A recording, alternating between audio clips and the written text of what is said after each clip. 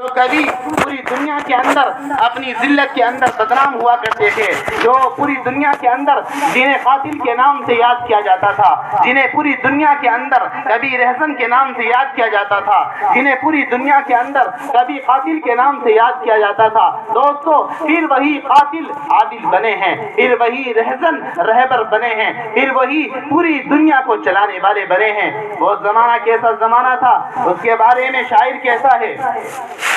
وہی یونان کہلاتا تھا جو تہذیب کی دنیا، وہی یونان کہلاتا تھا جو تہذیب کی دنیا، وہی روئے زمین پر آج تا تخریب کی دنیا۔ یہ تحقیق و تجسس کا جہاں تھا آج ویرانہ، یہ تحقیق و تجسس کا جہاں تھا آج ویرانہ۔ فلاطوں کی خرد سقراط کی دانش تھی افسانہ، غرض ہر سمت دنیا میں اندھیرا ہی اندھیرا تھا، نشان نور گم تھا، ظلمت کا بسیرا تھا۔ یہ دنیا کے افق پر دفعتاً سیلاب نور آیا،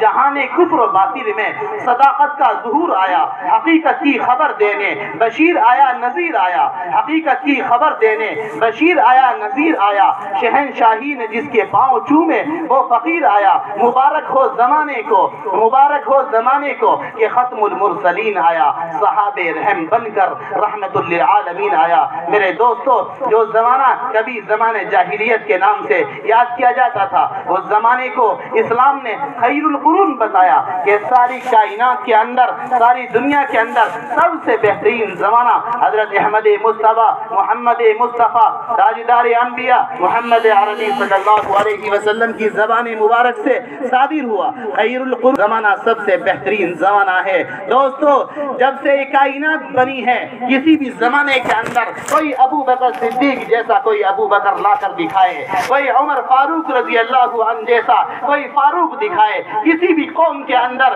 کسی بھی نبی کی امت کے اندر کوئی ابو بکر صدیق پیدا نہیں ہوا، کسی بھی نبی کی امت کے اندر کوئی عمر فاروق پیدا نہیں ہوا، کسی بھی نبی کی امت کے اندر کوئی عثمان غنی ذی النورین پیدا نہیں ہوا، کسی بھی نبی کی امت کے اندر علی حیدر کرار پیدا نہیں ہوا، کسی بھی نبی کی امت کے اندر ابن عباس جیسا مفسر پیدا نہیں ہوا، کسی بھی نبی کی امت کے اندر ابن مسعود جیسا حافظ الحدیث پیدا نہیں ہوا، کسی بھی نبی کی امت کے اندر بلال حبشی رضی اللہ عنہ جیسا وارث جنت پیدا نہیں ہوا، کسی بھی نبی کی امت کے اندر حمزہ جیسا اسد اللہ و اسد الرسول پیدا نہیں ہوا، کسی بھی نبی کی امت کے اندر خالد ابن ولید جیسا سیف اللہ و سیف الرسول پیدا نہیں ہوا، کسی بھی نبی کی امت کے اندر سمیہ رضی اللہ عنہا جیسی پاکیزہ اور مقدس ماں پیدا نہیں ہوئی، کسی بھی نبی کی امت کے اندر بریرہ جیسی کوئی ماں پیدا نہیں ہوئی۔ دوستو، یہ تو صرف اسلام کی دین ہے،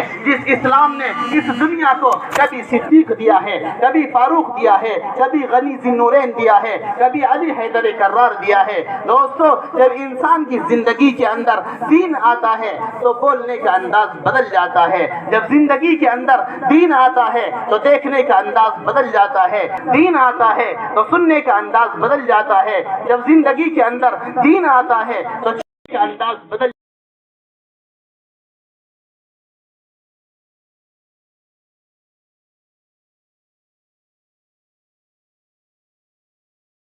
اور اگر میرے نبی کی گرد لگ جاتی اور میرا نبی کی تلوار سے شہید ہو جاتا، ان آسمانوں کی بلندیوں کے نیچے اور اس سرزمین کے اوپر اس کائنات کا سب سے بڑا گناہ ہوتا، محمد مصطفیٰ صلی اللہ علیہ وسلم کی شہادت سب سے بڑا گناہ ہوتا، سب سے بڑا جرم ہوتا۔ تو عمر ابن خطاب رضی اللہ عنہ تلوار لے کر چلے ہیں کائنات کا سب سے بڑا جرم کرنے کے لیے، کائنات کا سب سے بڑا گناہ کرنے کے لیے۔ زندگی کے اندر اسلام نہیں تھا، زندگی کے اندر ایمان نہیں تھا، زندگی کے اندر قرآن نہیں تھا، زندگی کے اندر شریعت نہیں تھی۔ لیکن دوستو، جب اس عمر ابن خطاب کی زندگی کے اندر اسلام آتا ہے، شریعت آتی ہے، سنت آتی ہے، ایمان آتا ہے، قرآن آتا ہے، تو اس عمر ابن خطاب رضی اللہ عنہ کے دور حکمرانی میں ان کے علاقے میں ایک ملک کے گورنر خط لکھ کر بھیجتے ہیں، حضرت ہمارے ملک میں سیلاب آیا ہوا ہوا ہے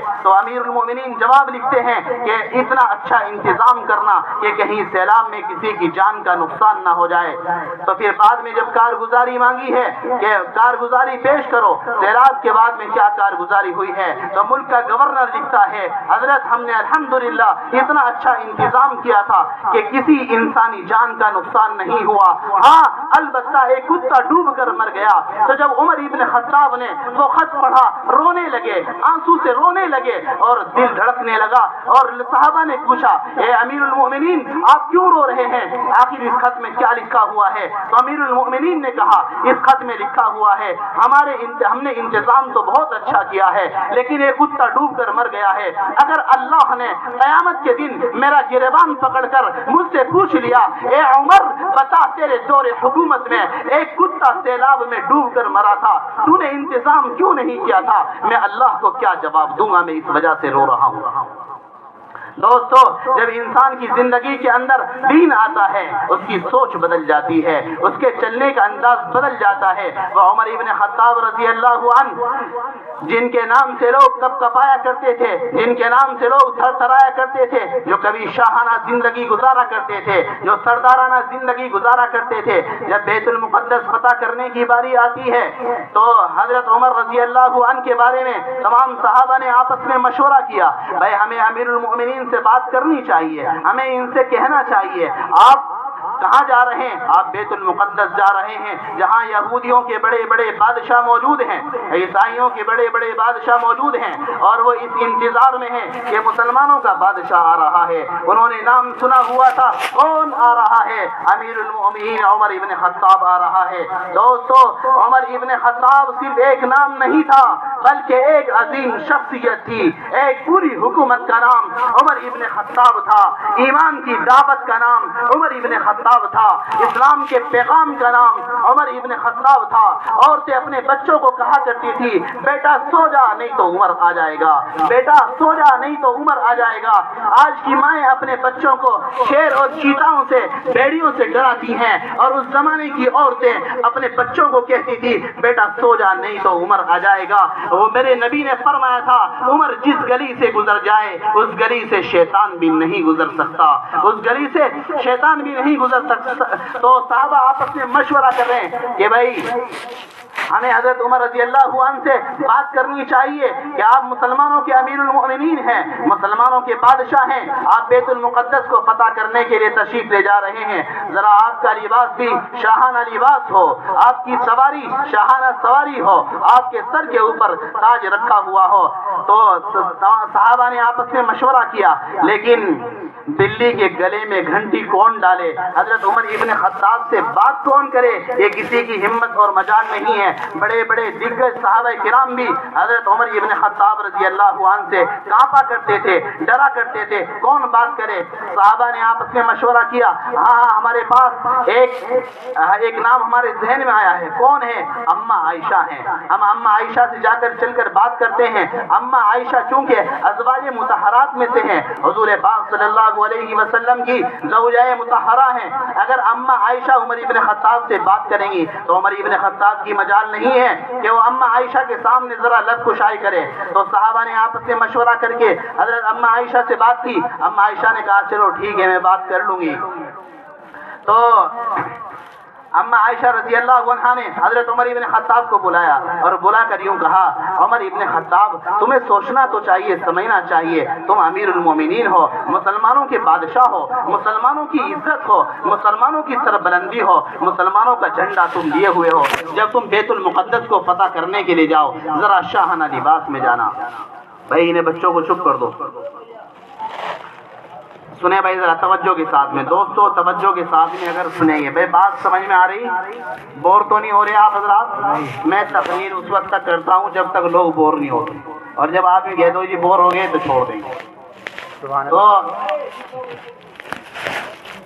سن لیں بھائی ذرا خاموشی کے ساتھ۔ تو حضرت اما عائشہ رضی اللہ عنہ نے حضرت عمر ابن خطاب رضی اللہ عنہ سے بات چیت کی کہ اور بتایا آپ امیر المومنین ہیں، آپ بادشاہ وقت ہیں، مسلمانوں کی آپ عزت ہیں اور تمام عیسائی بادشاہوں کی نگاہیں آپ کے اوپر لگی ہوئی ہیں کہ امیر المومنین آ رہا ہے۔ لوگ سمجھا کرتے تھے پتہ نہیں عمر کیسا ہوگا، پتہ نہیں عمر کیسا ہوگا، جس کے نام سے قیصر و کسریٰ کی حکومتیں گھبرایا کرتی تھی۔ تو حضرت عمر ابن خطاب رضی اللہ عنہ کا پہلے تو تھوڑا سا موڈ ایک دم غصے میں آ گئے اور کہنے لگے اما جان یہ آپ سے یہ بات کس نے کہی ہے، آپ سے یہ بات کس نے کہی ہے، کس نے کہلوایا ہے آپ سے؟ وہ کہنے لگی اما عائشہ چلو خیر یہ بات تو بعد میں ہو جائے گی، کس نے کہا ہے نہیں کہلوایا۔ پھر حضرت عمر رضی اللہ عنہ پھر ڈھلے ہیں اور ڈھلنے کے بعد پھر رونے لگے اور آنسو بہا کر یوں کہنے لگے اما جان آپ کیسی بات کرتی ہیں، آپ کو پتہ نہیں ہے ہمارے اور آپ کے نبی کا جنازہ ایسی حال میں اٹھا ہے، ایسی حالت میں اٹھا ہے کہ میرے نبی کے لباس میں پیوند لگے ہوئے تھے، میرے نبی کے کفن میں پیوند لگے ہوئے ہیں، آپ مجھے شاہانہ لباس کی دعوت دیتی ہو؟ نہیں، عمر ابن خطاب کی غیرت کبھی اس بات کو گوارا نہیں کر سکتی کہ عمر ابن خطاب کا نبی تو پیوند والے لباس میں اس دنیا سے جائے اور عمر ابن خطاب شاہانہ لباس پہن کر زندگی گزارے، خدا کی قسم میں کبھی اس بات کو گوارا نہیں کر سکتا۔ دوستو تاریخ کی اور سیرت کی تمام کتابیں اس بات پر گواہ ہیں کہ عمر ابن خطاب رضی اللہ عنہ اپنے اسی فقیرانہ لباس میں چلتے ہیں، کہاں جا رہے ہیں؟ بیت المقدس کو فتح کرنے کے لیے تشریف لے جاتے ہیں اور ساتھ میں نہ کوئی فوج ہے، ساتھ میں نہ کوئی لاؤ لشکر ہے، ساتھ میں نہ کوئی سامان ہے، نہ کوئی جنگی سامان ہے، نہ کوئی اپنے ناشتے اور کھانے پینے کا سامان ہے۔ حضرت عمر ابن خطاب رضی اللہ عنہ کے ساتھ صرف ایک غلام ہے، ایک سواری ہے اور حضرت عمر ابن خطاب اس سے غلام سے کہتے ہیں اگر ہم دونوں کے دونوں اگر سواری کو چھوڑ کر چلتے ہیں تو یہ حماقت ہے، اور اگر ہم دونوں کے دونوں اگر سواری پر سوار ہوتے ہیں تو یہ سواری کے اوپر ظلم ہے۔ تو اب کیا کرنا چاہیے؟ ہم ایسا کرتے ہیں کہ کبھی سواری کے اوپر تم سوار ہونا۔ کون کہہ رہے ہیں؟ یہ عمر ابن خطاب کہہ رہے ہیں اپنے غلام سے، کبھی سواری کے اوپر تم سوار ہونا، نکیل کو میں پکڑوں گا، کبھی سواری کے اوپر میں سوار ہوں گا اور نکیل کو تم پکڑنا۔ آپس میں مشورہ ہوتا ہے، ٹھیک ہے جی، بات طے ہو جاتی ہے۔ اب کبھی عمر ابن خطاب اوپر بیٹھتے ہیں، غلام سواری کی نکیل پکڑتا ہے اور کبھی غلام اوپر سوار ہوتا ہے، عمر ابن خطاب سواری کی نکیل پکڑتے ہیں۔ جب بیت المقدس کی باری آتی ہے، بیت المقدس جب قریب آتا ہے، غلام کی باری اوپر بیٹھنے کی ہے، عمر ابن خطاب کی باری نکیل پکڑ کر چلنے کی ہے۔ غلام عمر سے کہتا ہے، امیر المؤمنین سے کہتا ہے، اے امیر المؤمنین باری تو میری ہے لیکن میں اپنی باری آپ کو دیتا ہوں اور میں آپ سے درخواست کرتا ہوں آپ اللہ کے واسطے آپ مجھے ذلیل مت کرنا۔ لوگ یہ کہیں گے دیکھو غلام سواری کے اوپر سوار ہے اور بادشاہ نکیل پکڑ کر چل رہا ہے۔ حضرت آپ سمجھیے تو صحیح، آپ سنیے تو صحیح، عیسائی بادشاہ سب کے سب تاک لگائے ہوئے کھڑے ہوئے ہیں۔ نہیں، عمر ابن خطاب نے کہا نہیں، یہی تو اسلام ہے، یہی تو اسلام ہے جو غلام کو اوپر دیکھنا چاہتا ہے اور امیر المؤمنین کو بادشاہ کو نیچے دیکھنا چاہتا ہے۔ انصاف کا جو تقاضا ہے، عمر ابن خطاب کبھی اسلام کی اور انصاف کی اس بات کو نہیں ٹھکرا سکتا۔ عزت اللہ نے اسلام کے اندر، ایمان کے اندر، قرآن کے اندر اور محمد مصطفیٰ صلی اللہ علیہ وسلم کی غلامی کے اندر رکھی ہے۔ خدا کی قسم ساری دنیا کے بادشاہوں کو کے تاجوں کو، ساری دنیا کے بادشاہوں کی بادشاہتوں کو، ساری دنیا کے وزیروں کی وزارت کو محمد مصطفیٰ صلی اللہ علیہ وسلم کے قدموں کے اوپر قربان کیا جا سکتا ہے۔ عمر ابن خطاب نے کہا نہیں، میں کبھی انصاف کا دامن نہیں چھوڑ سکتا۔ دوستو جب بیت المقدس کے قریب جاتے ہیں تو دنیا نے کیا نظارہ دیکھا کہ حضرت عمر ابن خطاب امیر المؤمنین کا غلام سواری کے اوپر سوار ہے اور عمر ابن خطاب رضی اللہ عنہ اس سواری کی نکیل پکڑ کر جا رہے ہیں۔ تو جس وقت وہاں پہنچے ہیں، بڑے بڑے پادری، عیسائیوں کے پادری اور بڑے بڑے یہودیوں کے اللہ والے اور بزرگ جو بھی وہ کہا کرتے تھے، سب کے سب کھڑے ہوئے ہیں۔ کسی کے ہاتھ میں انجیل ہے، کسی کے ہاتھ میں زبور ہے، کسی کے ہاتھ میں تورات ہے۔ لوگ اپنی تورات لے کر آتے ہیں، لوگ اپنی انجیل انجیل لے کر آتے ہیں اور ایک نگاہ اپنی انجیل پر ڈالتے ہیں، دوسری نگاہ کھڑے ہوئے عمر ابن خطاب کی طرف ڈالتے ہیں، کبھی عمر ابن خطاب کو دیکھتے ہیں، کبھی انجیل کو دیکھتے ہیں، کبھی عمر کو دیکھتے ہیں تو کبھی تورات کو دیکھتے ہیں، کبھی عمر کو دیکھتے ہیں تو کبھی زبور کو دیکھتے ہیں۔ حضرت عمر رضی اللہ عنہ نے ان لوگوں سے معلوم کیا تم کبھی میری طرف دیکھتے ہو اور کبھی تورات و زبور انجیل کو دیکھتے ہو، آخر ماجرا کیا ہے؟ تو تمام یہود اور نصارہ کہنے لگے تورات کے اندر، زبور میں اور انجیل کے اندر لکھا ہوا ہے محمد کا ایک غلام آئے گا، محمد کا ایک غلام آئے گا، محمد کا ایک غلام آئے گا، فاتح بیت المقدس بن کر آئے گا، اس کی نشانی یہ ہوگی اس کے لباس میں پیبند ہوں گے، اس کی نشانی یہ ہوگی اس کا غلام سواری کے اوپر سوار ہوگا اور اس کے ہاتھ میں سواری کی نکیل ہوگی۔ جب وہ تمہارے پاس آئے بیت المقدس کی چابی تم سے مانگے، اس سے جھگڑا مت کرنا، اس سے تنازع مت کرنا، بلکہ اسے بیت المقدس کی چابی دے دینا۔ اے عمر ابن خطاب، ہم نے تمہیں بھی دیکھا ہے، اپنی تورات و زبور انجیل کو بھی دیکھا ہے، خدا کی قسم تم ہی وہ عمر ہو جو اس بیت المقدس کو فتح کرنے کے حقدار ہو۔ لو،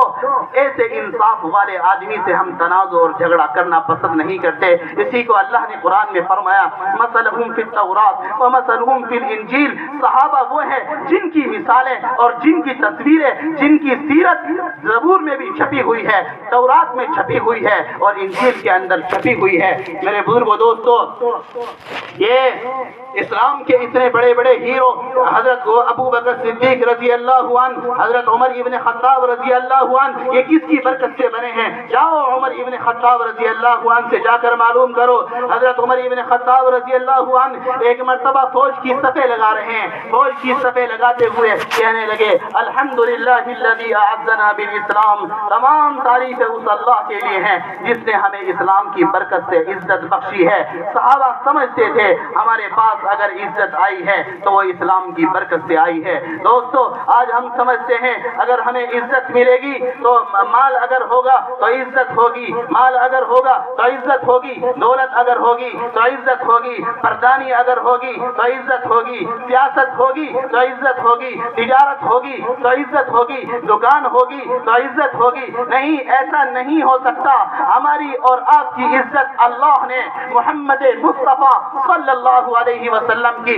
غلامی کے اندر چھپا کر رکھی ہے۔ اللہ نے قرآن مقدس کے اندر اعلان فرما دیا العزت للہ ولرسولہ وللمؤمنین وانتم الاعلون ان کنتم مؤمنین۔ اے مسلمانوں، تم ہی سربلند ہو، اے مسلمانوں تم ہی فاتح ہو، اے مسلمانوں تم ہی کامیاب ہو، اے مسلمانوں تم ہی ساری دنیا کے سلطان ہو، تم ہی ساری دنیا کے بادشاہ ہو۔ لیکن شرط ہے تمہاری زندگی کے اندر ایمان ہو، تقوی ہو، اخلاق ہو، کردار ہو، پرہیزگاری ہو، تمہاری زندگی کے اندر اللہ کی غلامی ہو۔ میرے بزرگوں، دوستو، وہ ایک سجدہ جسے تو گرا سمجھتا ہے 1000 سجدوں سے دیتا ہے آدمی کو نجات۔ اسی لیے علامہ اقبال نے فرمایا تھا جو اللہ کے سامنے نہیں جھکتا اسے ساری دنیا کے سامنے جھکنا پڑتا ہے، جو اللہ کی غلامی قبول نہیں کرتا اسے ساری دنیا کا غلام بننا پڑتا ہے،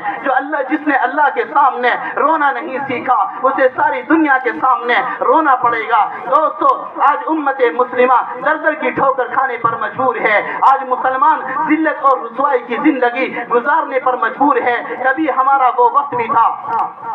شاعر نے کہا کبھی وہ وقت بھی تھا جب یہ تھا سارا دیار اپنا، کسی شے پر مگر باقی نہیں اب اختیار اپنا، یہ اب غیروں کا ہے بالکل، کہیں ہم کو 1000 اپنا، سزا اس کی ہے کیوں چھوڑا وہ اسلامی شعار اپنا۔ علامہ اقبال نے فرمایا تھا کہ کبھی ہمارا وہ وقت بھی تھا مغرب کی وادیوں میں گونجی اذا ہماری، مغرب کی وادیوں میں گونجی اذا ہماری، تھمتا نہ تھا کسی سے سیل رواں ہمارا، باطل سے دبنے والے اے آسمان نہیں ہم سو بار کر چکا ہے تو انتہا ہمارا۔ اور ایک شاعر نے کہا جس دور پہ نازاتی دنیا، جس دور پہ نازاتی دنیا، اب ہم وہ زمانہ بھول گئے، اوروں کو جگانا یاد رہا خود ہوش میں آنا بھول گئے، منہ دیکھ لیا آئینے میں پرداز نہ دیکھا سینے میں، دل ایسا لگایا جینے میں مرنے کو مسلمان بھول گئے۔ اذان تو اب بھی ہوتی ہے، اذان تو اب بھی ہوتی ہے مسجد کی فضا میں اے انور، جس ضرب سے دل ہل جاتے تھے وہ ضرب لگانا بھول گئے۔ کبھی ہمارا وہ وقت بھی تھا کہ اگر ہم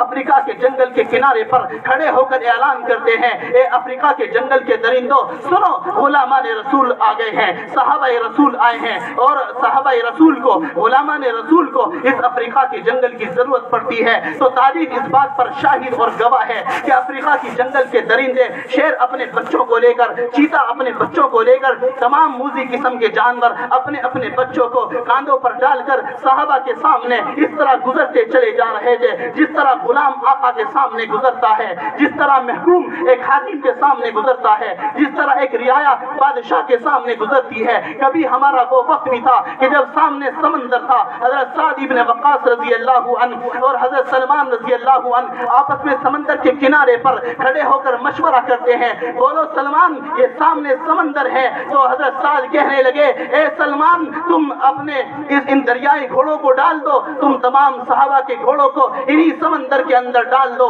یہ سمندر کی موجیں کبھی صحابہ کا راستہ نہیں روک سکتی, یہ سمندر کا پانی کبھی صحابہ کا راستہ نہیں روک سکتا, یہ سمندر کی طاقت کبھی صحابہ کرام کی طاقت کا مقابلہ نہیں کر سکتی. سلمان تم امیر ہو, تمام صحابہ سے اعلان کر کے کہہ دو 60,000 کا لشکر تھا, چلو بسم اللہ پڑھو اور بسم اللہ پڑھ کر اس سمندروں کے اندر اپنے گھوڑوں کو دوڑا دو. اسی لیے علامہ اقبال نے کہا تھا, دشت و دشت دریا بھی نہ چھوڑے ہم نے, دشت و دشت دریا بھی نہ چھوڑے ہم نے, پہرے ظلمات میں دوڑا دیے گھوڑے ہم نے. ایک ہمارا وہ وقت بھی تھا, ابراہیم ابن ادہم رحمت اللہ علیہ پہاڑ کی چوٹی پر بیٹھے ہوئے ہیں اور لوگوں کو سمجھا رہے ہیں, کہہ رہے ہیں اللہ کے بہت سے ولی اور اللہ کے بہت سے بندے اس امت میں ایسے بھی ہیں, اگر وہ پہاڑ کو کہتے ہیں اپنی جگہ سے ہٹ جا تو پہاڑ بھی اپنی جگہ سے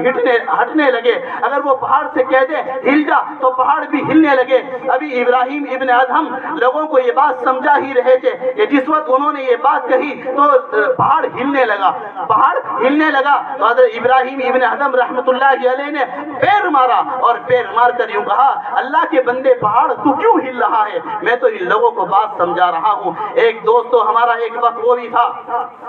کہ حضرت عمر ابن خطاب رضی اللہ عنہ کے پاس کچھ لوگ آتے ہیں اور آ کر کہتے ہیں حضرت فلاں کنویں سے آگ نکلی ہوئی ہے, فلاں کنویں سے آگ نکلی ہوئی ہے, اب بتائیے کیا انتظام کریں. تو حضرت عمر ابن خطاب رضی اللہ عنہ نے اپنی چادر اتاری اور اپنی چادر اتار کر صحابہ کو دی, لو لے جاؤ اور اس کنویں کے اندر ڈال دینا اور اس کنویں کی آگ سے کہہ دینا, اے آگ تو جانتی نہیں ہے یہ وقت غلامان رسول کا وقت ہے, یہ وقت صحابہ رسول کا وقت ہے, تو غلط وقت پر نکلی ہے. تو دوستو عقل یہ کہتی ہے اگر چادر کو آگ میں ڈالا جائے گا تو آگ بجھے گی نہیں بلکہ آگ اور بھڑکے گی, لیکن تاریخ یہ کہتی ہے کہ جب عمر ابن خطاب رضی اللہ عنہ کی اس چادر کو آگ کے اندر ڈالا جاتا ہے تو آگ بجھ جاتی ہے. عمر ابن خطاب رضی اللہ عنہ کا دور ہے, ایک بڑھیا آتی ہے اور آ کر کہتی ہے امیر المؤمنین زمین سے میرا انصاف کرائیے. عمر ابن خطاب کہتے ہیں ذرا زمین سے کیا انصاف کرانا ہے.